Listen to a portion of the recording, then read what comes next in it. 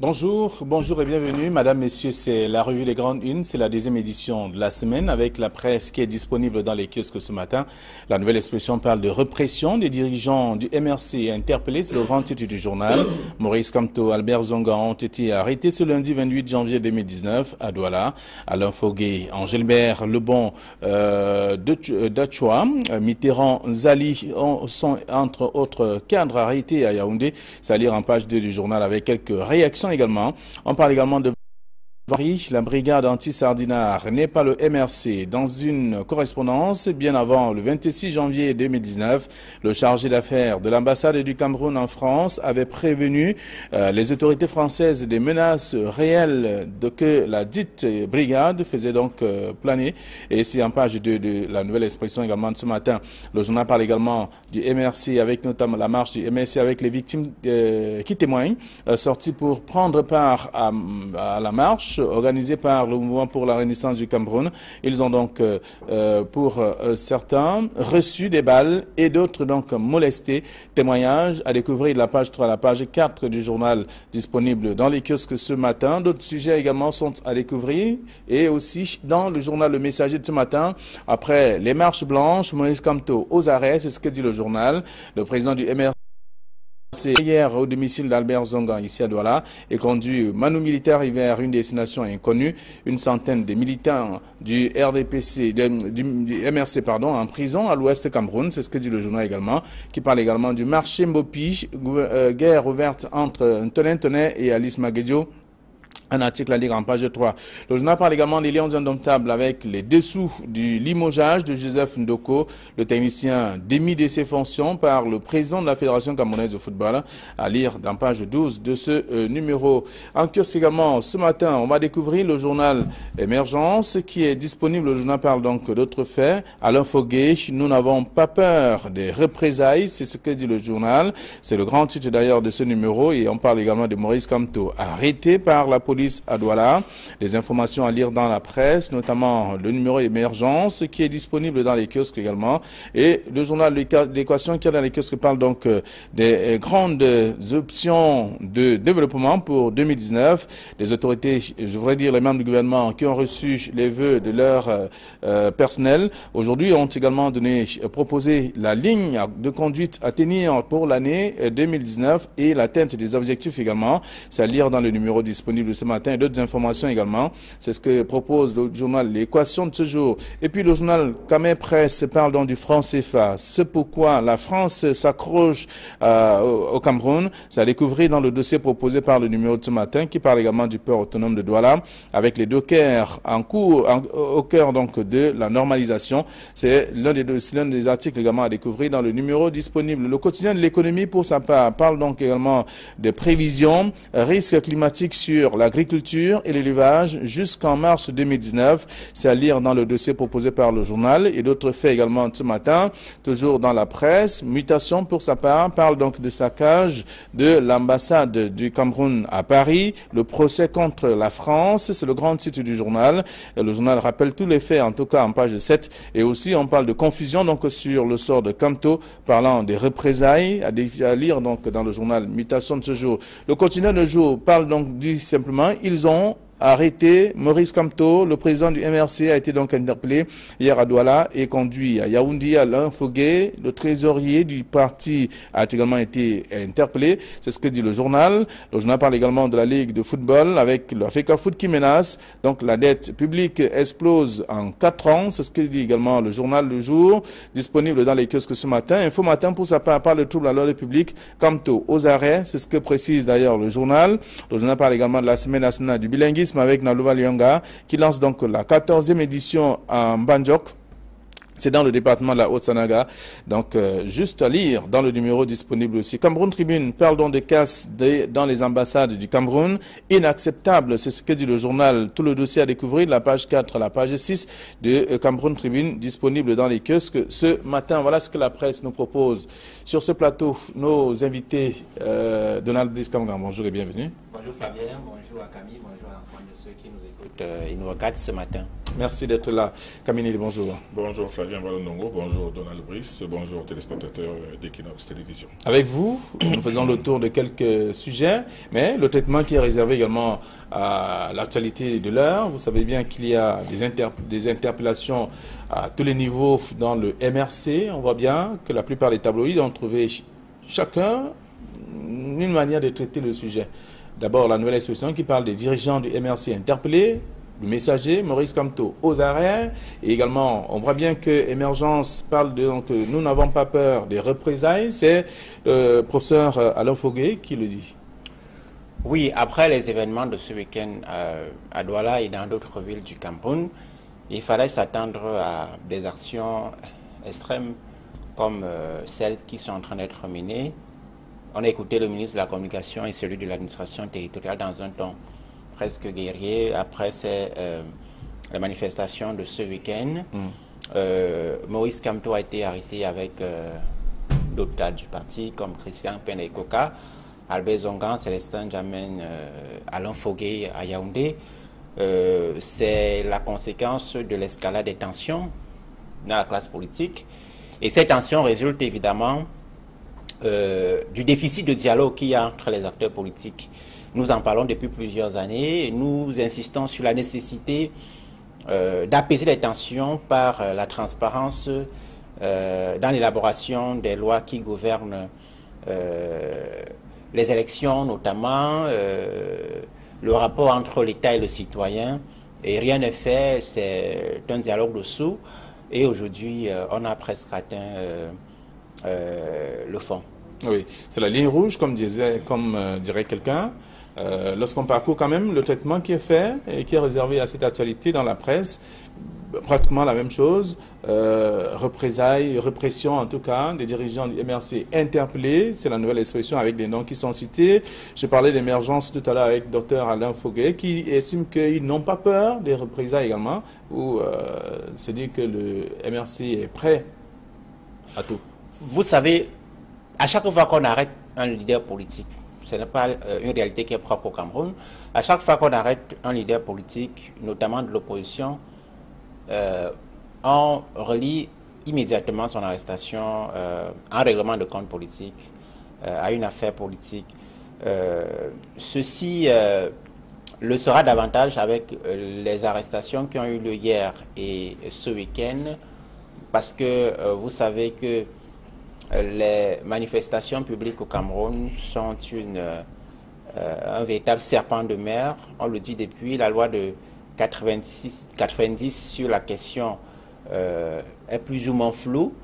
Et le peu de lisibilité, de clarté qu'on a dans cette loi est interprété selon le bon vouloir des autorités administratives qui interdisent de façon presque systématique les manifestations organisées par la classe politique de l'opposition. Lorsque vous avez un homme politique comme Jean-Michel Nincheux qui vous dit avoir introduit en 10 ans 42 demandes, 42 déclarations, au Cameroun ce n'est pas le régime de l'autorisation, c'est le régime de la déclaration, 42 déclarations de manifestations publiques et a obtenu 42 interdictions de manifestation. Vous pouvez, si vous mettez à la place de cet homme politique, vous pouvez sentir à un moment donné qu'il passe à des actions qui peuvent paraître exagérées et extrêmes. Très bien. Alors Camille Nélé, le traitement qui est réservé à cette actualité dans les tabloïds ce matin, est-ce qu'il permet de comprendre exactement de quoi il est question? Difficilement. Difficilement parce que depuis samedi, depuis les marches blanches de samedi, avec tout ce qu'il y a eu comme conséquence, non seulement sur le plan social, avec ces coups de feu qui ont été tirés, avec ces blessés, avec cette agitation sociale, avec les ambassades du Cameroun qui ont été saccagées, il était évident qu'il allait y avoir une suite. Et cette suite-là, c'est hier qu'on l'a connue. Mais cette suite-là, elle peut être interprétée de diverses manières. Parce que nous nous retrouvons dans une sorte de situation paradoxale. Ceux qui n'applaudissent pas, ceux qui n'ont pas applaudi aux marches de samedi en estimant que ces marches ont violé la loi parce qu'elles étaient interdites. Ceux qui estiment que non, il ne fallait pas aller saccager des ambassades du Cameroun, mais ceux-là sont considérés par certaines personnes comme les ennemis de la démocratie. Et maintenant, ceux qui ont dit ont créé un ouf de soulagement ce matin, comme par exemple le journal Hypervieux, qui disent que oui, enfin, le gouvernement a frappé fort, il a enfin arrêté Kamto. On se dit que ceux-là aussi estiment qu'ils ont raison de leur côté.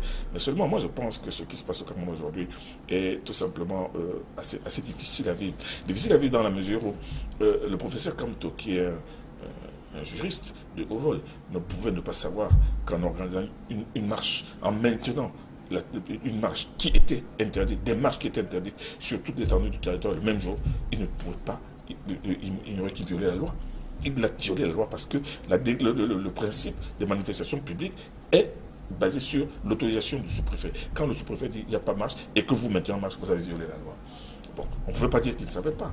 Bon, maintenant, on ne peut pas se dire qu'il ne pouvait pas savoir que les conséquences de cela, il va falloir qu'il les assume. Bon, maintenant, avec les marches, le saccage des ambassades, qui s'est tenu le même jour, aux mêmes heures, à Paris, par des gens qui se déclarent comme des anti-sardinards, donc des gens qui se déclarent comme des gens proches ou sympathisants du MRC, qui ont saqué l'ambassade du Cameroun à Paris, foulé l'effigie du chef de l'État, décroché cette effigie du mur, plaqué, jeté et remplacé cette effigie par l'effigie du professeur Kamto. Le professeur Kamto ne peut pas savoir qu'il allait avoir une conséquence. Mais la conséquence, c'est laquelle aujourd'hui? Ne peut-on pas dire que le professeur Kamto cherchait effectivement lui-même à se faire arrêter? Parce qu'il savait très bien qu'à force de violer la loi, il allait finir par exaspérer le camp d'en face, qui allait se dire que si on le laisse, on va faire preuve de faiblesse. Donc moi je pense que nous nous trouvons dans une situation assez critique et assez paradoxale. Paradoxale dans ce sens qu'aujourd'hui, il est difficile de clamer haut son opinion sans avoir face à soi des ennemis. Est-ce que c'est pas parce que, tel que Donald Louis Kamba rappelait quand même, puisqu'on c'est connu de tous, il n'y a pas de dialogue entre ces hommes politiques, ces acteurs politiques et certains décideurs? Je pense que la semaine dernière, je vous avais dit une chose ici. J'avais dit que si moi j'étais le professeur Kamto, si j'avais un parti comme le sien, je ne m'obstinerais pas à marcher pour revendiquer le gros comptage des voix, mais je demanderais aux gens de se mobiliser pour amener le chef de l'État à demander des comptes pour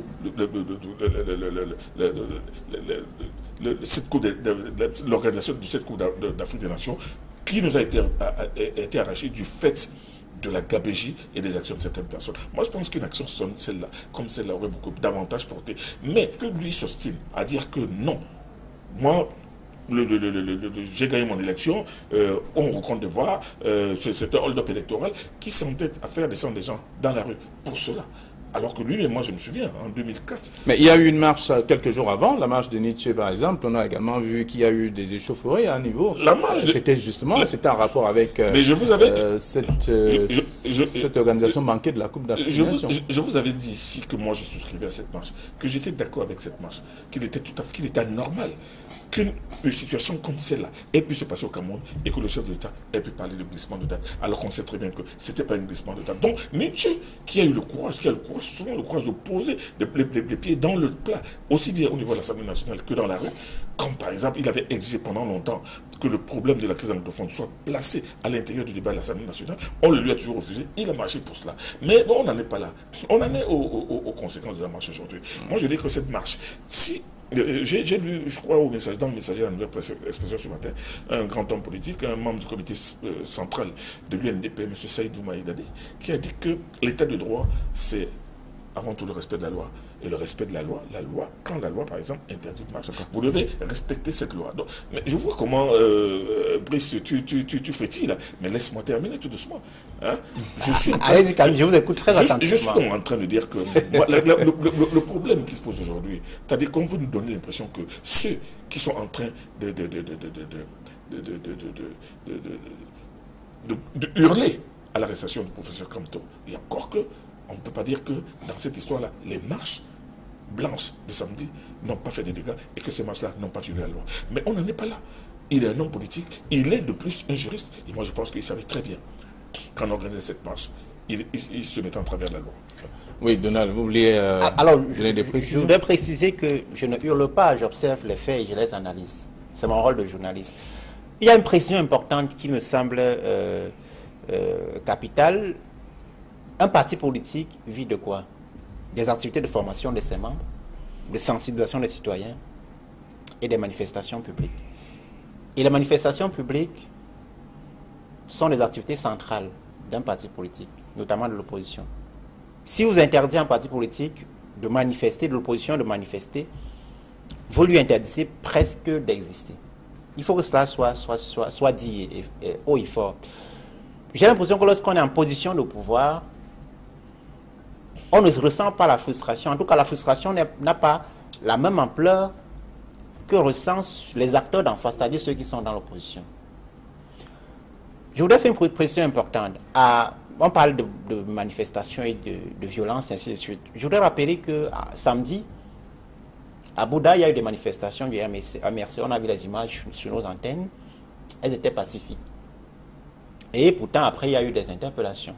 Dans le même temps, dans le même Bambouto, à Bouddha, dans le même département, un membre du comité, un membre du RDPC, cadre du parti dans la zone, organisait une manifestation pour remercier le chef de l'État d'avoir maintenu des fils du coin au sein du gouvernement. Il n'y a pas eu de problème, il y a eu un récépissé de manifestation. À Bafang, le MSC a manifesté, il nous est revenu qu'il n'y a pas eu de bruit et tout s'est bien passé. À Douala, dont on parle... Pour les mêmes raisons ou pour les mêmes... Pour les mêmes raisons. À Douala, dont on parle, et à Yaoundé, vous avez vu les images de la poste centrale. En tout cas, vous avez vu, chacun a constaté que les manifestants étaient assis et que les forces de sécurité et de l'ordre, les forces de maintien de l'ordre, leur ont versé de l'eau et du gaz lacrymogène.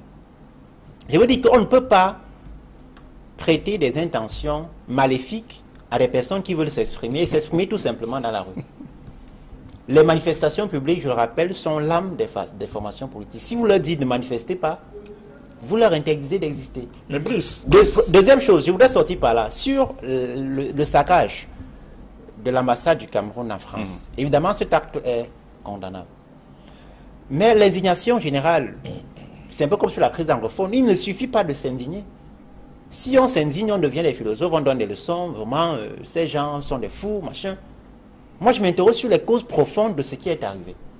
Pourquoi est-ce que les gens, des Camerounais, qui ont besoin de cette ambassade, ont pu en arriver là? J'ai cru entendre qu'ils ont reçu des vidéos, des blessures reçues par des cadres du parti, mais cela n'est pas le problème. Le problème, c'est que les gens ont le sentiment qu'ils sont dans un système complètement verrouillé, qui n'ont même plus le simple droit de s'exprimer, de dire ce qu'ils pensent, malgré tous les dérapages qu'on peut observer dans la gouvernance, malgré toutes les conditions de vie inacceptables qui sont vécues, et qui n'ont plus le droit de ne rien dire, qui n'ont plus le droit de s'exprimer de quelque façon que ce soit. Et si vous vous fâchez... En ce moment, lorsque le fil du dialogue est rompu, les gens peuvent avoir l'impression que le seul moyen d'exister, c'est de poser des actions violentes, malheureusement. Donc je pense qu'il faut expliquer ce qui est arrivé au lieu de condamner tout simplement. D'abord, il faut condamner, évidemment. Encore qu'en condamnant, il faut rappeler qu'une ambassade a des responsables de sécurité. Le Cameroun envoie à travers la DGSN des responsables militaires dans les ambassades, dans les différentes représentations diplomatiques du Cameroun qui sont à l'étranger. Pour le cas de la France, il y a évidemment des responsables de la sécurité de la DGSN qui sont là-bas, évidemment avec l'appui des forces de sécurité françaises qui auraient pu intervenir. Or, dans les vidéos qui nous sont parvenues, je ne vois nulle part les éléments des forces de sécurité camerounaises s'opposer aux actes de vandalisme qui sont posés. Donc, ça signifie qu'il y a une responsabilité des responsables de l'ambassade du Cameroun à Paris qui n'ont rien fait pour protéger l'ambassade. Il est important de le rappeler également, évidemment en condamnant ce qui s'est passé. Ça dépend. S'ils sont en effectif réduit, il est fort possible que ceux qui sont entrés soient plus nombreux et qu'ils aient un peu plus de pression sur... C'est très facile de le dire. J'ai entendu cet argument. On s'attend... Peut-être que lorsque vous le dites, je voudrais rappeler ce que c'est qu'une ambassade. Une ambassade, c'est comme l'État dont l'ambassade est représentée. C'est-à-dire que l'ambassade du Cameroun à Paris, c'est comme l'État du Cameroun à Paris. Donc vous voulez me dire que des gens peuvent s'attaquer. Et lorsque vous détruisez votre État, ça veut dire que vous ne voulez plus, voilà. Vous ne voulez plus exister. Ce sont des actes extrêmes qu'il faut expliquer et comprendre après avoir condamné. Après avoir condamné. C'est comme si vous me dites que des gens s'en vont attaquer le palais présidentiel ou l'Assemblée nationale parce qu'ils sont nombreux. Les éléments de force de sécurité qui sont là n'opposent aucune résistance jusqu'à ce que ils saccagent, ils mettent tout à sac et ils s'en vont. C'est ce que vous voulez dire? Non, je ne l'ai pas dit. J'ai dit certainement qu'ils étaient plus nombreux que ceux qui étaient là en faction. On le voit bien, il y a des manifestants qui sont davantage nombreux et qui arrivent à forcer les barrières. Flavien Ballon, moi je voulais ajouter quelque chose, notamment sur les marches de samedi. Parce que j'ai entendu les gens gloser sur les coups de feu qui ont été tirés. Il y a des gens qui ont parlé de balles réelles, qui ont parlé... Mais je voudrais bien que l'on reste sur le traitement que la presse réserve à cette actualité. Parce que là, nous sortons, on va en débat. Parce que, en commentaire, différent de ce que la presse... pas les commentaires, parce que ce sont ces marches de samedi qui ont abouti à l'arrestation des responsables du MRC hier. Vous comprenez? Et maintenant, quel est le nœud du problème aujourd'hui? Le nœud du problème, c'est est-ce que ces manifestations étaient-elles faites dans le cadre de la loi? Bon, mon petit frère Brice est en train de me dire que quand vous n'êtes plus d'accord, quand il n'y a plus de dialogue, vous pouvez violer la loi. Mais violer la loi, en violant la loi, vous devez vous attendre au foudre de la loi. Au foudre de la loi. Or, moi, ce que je voulais dire, et ce que beaucoup de gens ne disent pas, parce qu'on est en train de présenter les marches de dimanche comme des marches blanches, c'est-à-dire que blanche, immaculée, il n'y avait rien du tout. Mais vous savez très bien, Flavien Ballon, donc vous avez été sur le terrain, vous avez vu certaines personnes frapper des agents en tenue.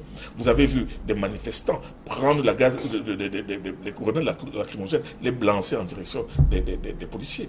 Donc moi, je suis en train de dire que les forces de l'ordre, à un moment donné, ont compris que la marche n'était pas simplement pacifique, elle était devenue hostile à un certain niveau. C'est pour cela qu'il y a eu justement l'utilisation de ces armes, de ces balles en plastique. Mais non, le débat n'est pas là. Le débat est celui-ci aujourd'hui. Je vois bien que le sujet est davantage intéressant. Le débat est celui-ci aujourd'hui. Est-ce que M. Kamto ne savait-il pas qu'en maintenant ces marches annoncées, il est en train de violer la loi? Alors, autre question. Est-ce que les pouvoirs publics n'avaient pas prévu qu'il y aurait des entraves, un peu comme on a... C'est pour cela qu'on avait envoyé le GMI sur le terrain. Vous avez vu par exemple à Nokoti, M. Kamto a marché de Nokoti jusqu'à pratiquement jusqu'à Bonamsadi. Il était là, on l'a vu marcher. Il n'y a pas eu d'entrave. Les policiers ne lui ont pas balancé des gaz lacrymogènes. On l'a vu marcher. Mais par contre, là où on a balancé des gaz lacrymogènes, c'est là où on a vu les gens mettre des barricades en route. Et encore, je voulais vous dire que même la dispersion des gens dans le cadre d'une manifestation comme celle d'une insurrection, elle est graduelle. Parce que le comportement des manifestants est géré au fur et à mesure de l'augmentation de son intensité. Bon, oui, nous sortons vraiment du sujet. Oui, allez-y, pour en 2 mots. 30 secondes. Première chose, Flavien, je ne sais pas si Camille a regardé la même image que moi. À la poste centrale, je n'ai pas vu des gens armés. À Douala, les cadres du parti, du MSC qui ont été blessés, Maître Michel Ndoki, Célestin Djamène, jusqu'à présent, jusqu'au moment où on parle, je n'ai pas encore en tant que journaliste l'information sur laquelle ces personnes étaient armées et ont tenté de violenter les forces de sécurité. Je n'ai pas encore eu cette information, pourtant les personnes ont été blessées. C'est la première chose que je voulais faire. On leur a tiré dessus quand elles étaient assises. On leur a tiré dessus quand elles étaient assises sur le sol.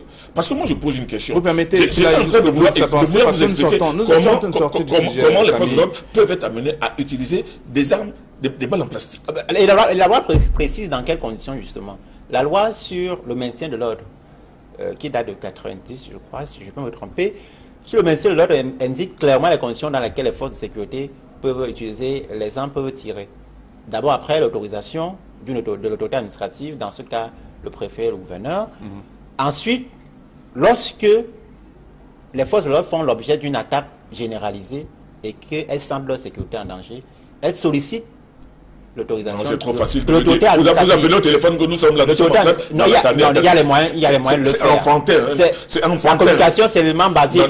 C'est enfantin. Vous êtes sur le terrain, vous êtes en train de gérer une situation. Vous balancez des grenades lacrymogènes parce que je vous ai dit que dans une manifestation, on commence d'abord par des fumigènes pour dire aux gens dispersez-vous. Si vous ne vous dispersez pas, on balance des gaz lacrymogènes pour vous avoir mal en vous disant dispersez-vous. Si vous ne vous dispersez pas et que les gens prennent ces grenades lacrymogènes pour vous les balancer, la manifestation n'est plus pacifique, elle devient hostile. À ce moment-là, les gars passent à la 3e étape qui est l'utilisation des balles en plastique. Et si vous regardez bien ces balles en plastique, elles ont touché les gens parce que la loi est claire là-dessus. La réglementation, vous tirez sur les gens.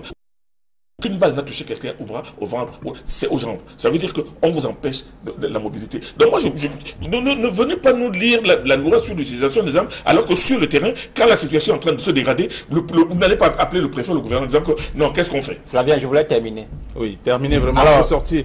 Et là, jusqu'ici, j'ai lu tous les médias, j'ai écouté tous les médias, toute la presse. Je n'ai pas encore lu un article de presse qui indique que ces gens ont tenté de violenter les forces de l'ordre. Première chose. Deuxième chose, sur la loi. La loi est l'outil de régulation des relations entre les individus en société. La loi est au service de tous et non de quelques-uns. Il est important de le dire. Et puis, dans ce cas-ci, d'abord sur la loi de 90 dont on parle, cette loi est interprétée par les autorités comme elles l'entendent pour interdire systématiquement, ce sont des faits, hein, pour interdire de façon systématique tout ce que l'opposition programme comme manifestation.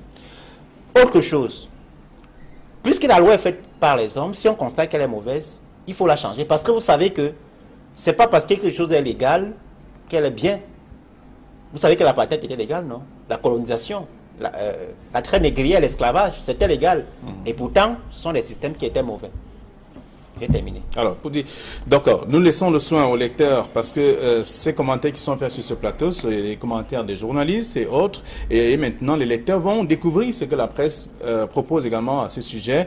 Vous voyez bien que les titres sont différents. On parle de Maurice Kamto aux arrêts. Ça, c'est le messager qui le dit. Le président du mouvement pour la renaissance du Cameroun qui a été interpellé au domicile de Zongan et conduit à Yaoundé. En même temps, la nouvelle expression qui revient sur le même dossier ce matin, parlant donc des dirigeants du MRC interpellés. Aussi, on trouve également d'autres sujets. Alors, on va parler de la FECAFOOT, parce que c'est également un autre sujet, la reprise du championnat. La FECAFOOT sont des clubs et donnent 7 jours à ces personnes qui ont organisé la crise que l'on observe aujourd'hui, de tout faire pour que tout aille mieux.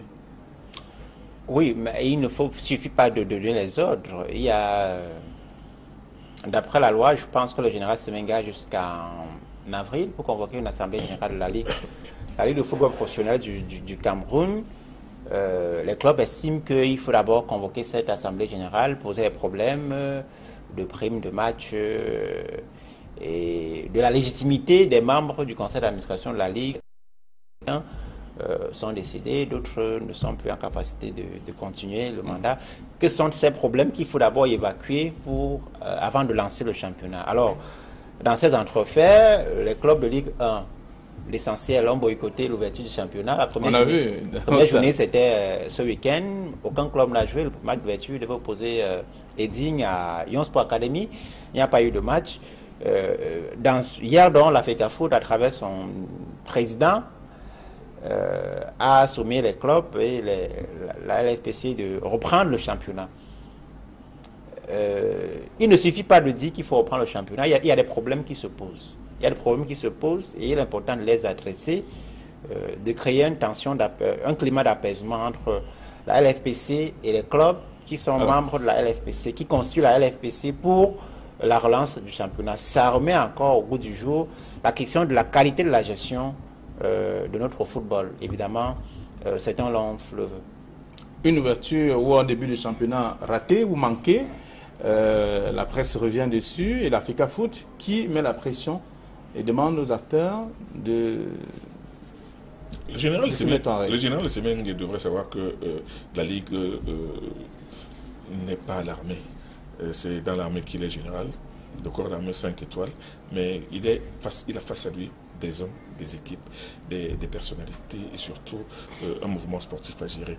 Et moi je pense qu'il devrait faire preuve d'un peu plus d'humilité, de compréhension, en se disant que ce sont des hommes qui gèrent, il y a des problèmes réels qui sont là. C'est vrai que lui, il n'est pas tenu d'organiser un congrès selon les désirataires des gens d'en face, mais quand il comprend qu'il y a déjà un bras de fer qui s'installe, moi je pense que l'intelligence, la simple intelligence du commande de se dire que bon, ok, on s'assoit, parce que nous n'allons pas faire un bras de fer qui va non seulement être préjudiciable au déroulement du championnat, mais en plus qui va être préjudiciable à notre propre football. Moi, je pense que c'est lui qui devrait plier aujourd'hui. Il ne peut pas rester sur une posture inflexible, et alors qu'en face de lui, les présidents des clubs ont des griefs qui sont d'ailleurs valables. Et le président de la FECAFOOT ne devrait pas non plus venir intimer à la suite du général, l'ordre aux équipes de recommencer au football. Moi, je pense qu'aujourd'hui, et le président de l'Africa Foot et le président de la Ligue devraient comprendre que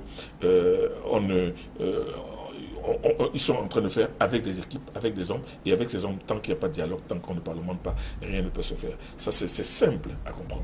Très bien. Alors, donc, on peut lire ça également dans le journal, la nouvelle expression qui parle de reprise du championnat. L'Africa Foot qui sommes les clubs. Oui, je voulais dire que c'est comme un enfant qui dit j'ai mal au pied. C'est comme un enfant qui dit à son père, papa j'ai mal au pied, et tu lui dis va jouer au football, ça va finir. Non, si l'enfant dit qu'il a faim, si tu n'as pas d'argent, dis-lui que... Amène-moi d'abord à l'hôpital. Voilà, si tu n'as pas d'argent, dis-lui patiente un peu, j'attends encore mon salaire de la fin du mois, ou alors je vais faire un tour chez mon ami, voir s'il ne peut pas avoir un prêt et te satisfaire. Patiente d'abord. C'est comme ça qu'on gère les problèmes et non on prend les solutions qui nous semblent tirées par les cheveux. Très bien.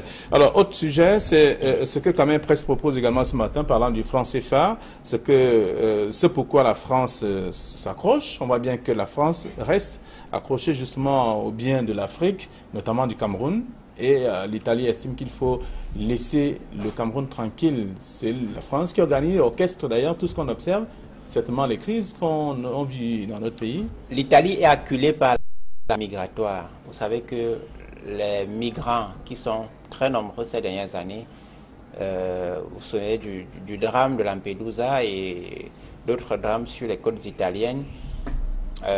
L'Italie, se sentant acculée par la France, par les migrants, pardon, dénonce le manque de solidarité de la France. Et que la France fait partie des pays européens qui restent encore parmi les 27 de l'Union européenne, très fermés, très hostile à la politique d'ouverture que promeuvent des pays comme l'Italie, l'Allemagne et d'autres pays qui sont en train à recevoir les migrants. Mais je pense que dans le fond, ce sont des questions de gouvernance sur le plan africain qui se posent.